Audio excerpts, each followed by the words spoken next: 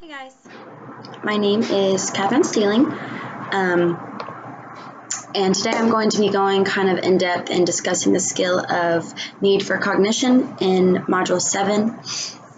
So it's otherwise known as NFC. I found this idea to not only be incredibly interesting, but also very relatable to my daily life. NFC is the theory personality trait that some prefer to think and immerse themselves into complex topics and enjoy the task, even though not necessarily required to. So it's more of, giving an idea instead of just taking that idea and not putting much thought to it, thinking about new perspectives about it, or creatively taking that idea and maybe going a different way than you had thought of it before. So it's actually a very interesting topic. So throughout my college career, I feel that I have influenced myself to think more abstractly than before. So to think harder, to think more creatively, cognitively process the things that I'm receiving, communicate more intellectually, leading to the idea of need for cognition, NFC. It's a skill that is not only learned and observed by other individuals, but is also ranked from high to low. So I would say that over time, I have become an individual high in need for cognition, both personally, academically, and I would say professionally as well. Classes and assignments are a great way to analyze if you're high in NFC or if you are low in NFC. It's a good way to distinguish by analyzing the messages and the conversations that is either being received, that you're sitting there analyzing someone else's conversation and putting the topics into different perspectives.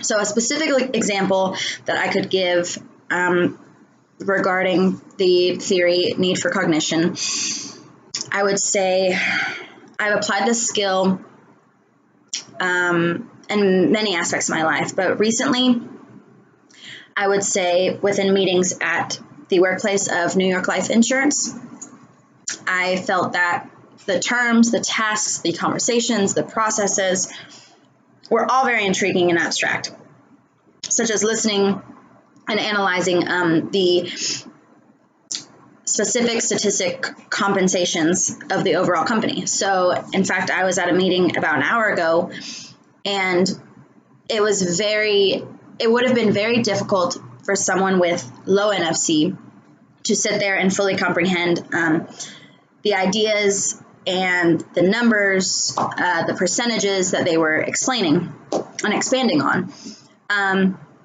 So someone with low NFC would have a more difficult time and would sit there blank and bored. They wouldn't really enjoy it. And that's also another aspect of need for cognition, is that it's sort of a need. You want to sit there and analyze every specific detail of whatever you're talking about or whatever you're immersing yourself in. So I think this is actually a really, really intriguing topic. So I'm very glad that I looked through the chapter and went on this one, because I can relate it in many things in my life. And also it gives me an idea of what I could do better, what I could analyze better. So to conclude, putting this skill and variable into context and applying it to life, really, it more allowed me to understand why I am the way that I am. Because I am very inquisitive. I ask a lot of questions, and I always feel a need to understand a topic more if I don't understand it. I'm also considered an enthusiast, so maybe that could be another reason why applying this idea is very appealing to me. Not only because it opens new doors in my brain, but I also feel that it does that for other people. When you're trying to intellectually explain something or expand on a topic, I think it opens a lot of new doors. With the need to structure and understand diverse perspectives.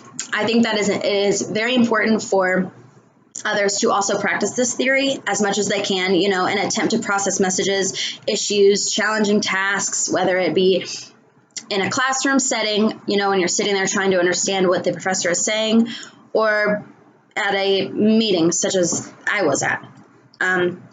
It's definitely something that could be used in everyday life for other people. And I hope that you can very much use this topic